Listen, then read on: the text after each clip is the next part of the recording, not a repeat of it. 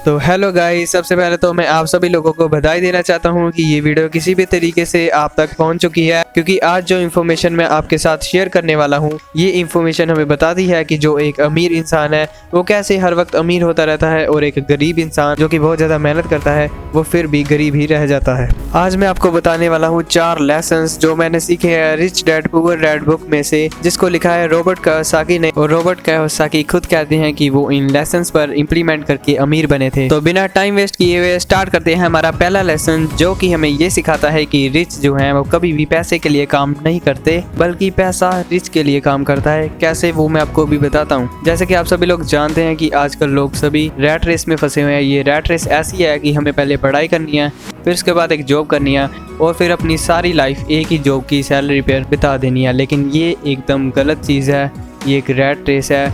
Author हमें ये सिखाते हैं कि हमें इस रैट रेस से बाहर निकलना चाहिए और अपनी मनी को कहीं इस जगह पर इन्वेस्ट करना चाहिए जो कि हमें वहाँ से दोबारा इनकम जनरेट करके दे, ताकि मनी हमारे लिए काम करे, हम मनी के लिए काम ना करें। इसका मैं आपको एक और एग्जांपल दूं तो वो ये होगा कि एक मजदूर जो कि सारा दिन काम करता है वो पैसे के लिए काम करता है कि वो आज का काम करे और उसे आज की पैसे मिल जाएं, तो लेकिन वो फिर भी कभी अमीर नहीं बन पाता इस चीज़ की वजह से, क्योंकि वो पैसे के लिए काम कर रहा है। इससे हमें ये सीखने को मिलता है गाइस कि जो रिच पीपल है वो मनी को इन्वेस्ट करते हैं ताकि मनी उनके लिए काम करे, और जो पुअर पीपल है वो मनी के पीछे ही भागते रह जाते हैं। चलिए बढ़ते हैं अब हमारे सेकंड लेसन की तरफ, जो कि है keeping money is more important then making money.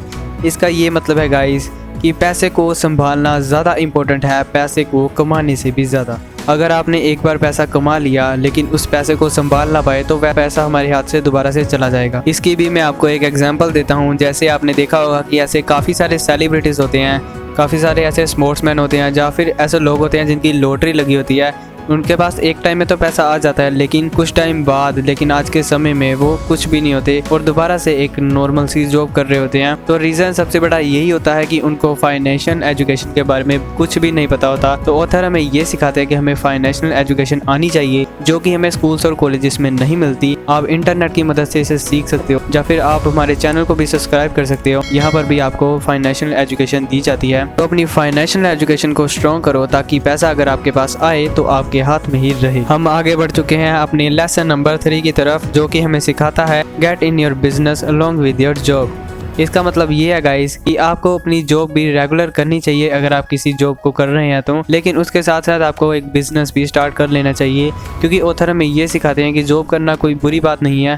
अगर आपका मन जॉब करने में है तो आप भी कर सकते हैं, लेकिन जॉब आपको कभी भी फाइनेंशियल फ्री नहीं कर सकता, क्योंकि सैलरी इतनी नहीं होती कि आप फाइनेंशियल फ्रीडम को प्राप्त कर लो। उसके लिए आपको जॉब के साथ साथ एक साइड बिजनेस भी शुरू कर देना चाहिए या फिर अपने पैसे को इन्वेस्ट कर देना चाहिए जो आपको पैसे पर पैसा बनाकर देता रहे, और वो आपका एक एसेट होगा जो आपको पैसे बनाकर देता है। और अपनी लाइबिलिटीज़ की तरफ भी थोड़ा ध्यान दें, आपको अपनी लाइबिलिटीज़ को कम करना पड़ेगा। मैं आपको कुछ ऐसे तरीके बताता हूँ जिसमें आप पैसे को इन्वेस्ट कर सकते हो। नंबर 1 पे आता है guys real estate.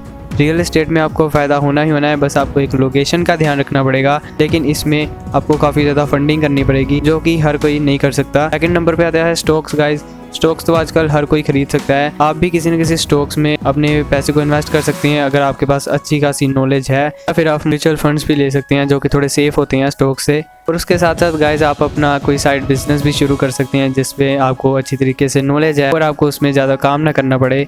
Part time भी आप कोई काम कर सकते हैं बिजनेस में। तो इनमें से आपको जो भी अच्छा लगता है आप जो मर्जी कर सकती हैं। आपके पास काफ़ी सारे आइडियाज़ हैं, आपके पास काफ़ी सारी अपॉर्चुनिटीज़ हैं, तो आपको अच्छा लगे वो आप कर सकते हैं। आगे बढ़ते हैं अपने 4th लेसन की तरफ, rich learns all the time and know how to sell their ideas. इसका मतलब ये है गाइस, जो अमीर लोग हैं उनको पता होता है कि हमने अपने बिजनेस को ग्रो कैसे करना है, क्योंकि वो हर वक्त कुछ ना कुछ सीख रहे होते हैं। आपने देखा होगा गाइस, जितने भी अमीर लोग हैं पूरी दुनिया में वो सभी लोग बुक्स पढ़ते हैं। तो वो बुक्स इसलिए पढ़ते हैं क्योंकि उन बुक्स से उन सभी लोगों को नॉलेज मिलती है, जैसे कि रिच डैड पुअर डैड की बुक से हमें नॉलेज मिली और मैं आपको बता पा रहा हूँ। ऐसे ही बुक से हमें नॉलेज मिलती है, उस नॉलेज की मदद से, उस नॉलेज की पावर से हम अपने बिजनेस को बड़ा कर सकते हैं, क्योंकि एक नॉर्मल कॉफ़ी शॉप वाला इतना बड़ा नहीं बन सकता जितना कि स्टारबक्स इस टाइम है, क्योंकि स्टारबक्स के पास वो नॉलेज है कि वो अपने बिज़नेस को ग्रो कैसे करे। तो वो नॉलेज आपको सीखनी पड़ेगी और हर दम आपको सीखते रहना है, क्योंकि अमीर लोग हमेशा कुछ ना कुछ नया सीखते रहते हैं। तो ये थे गाइस हमारे 4 लेसन्स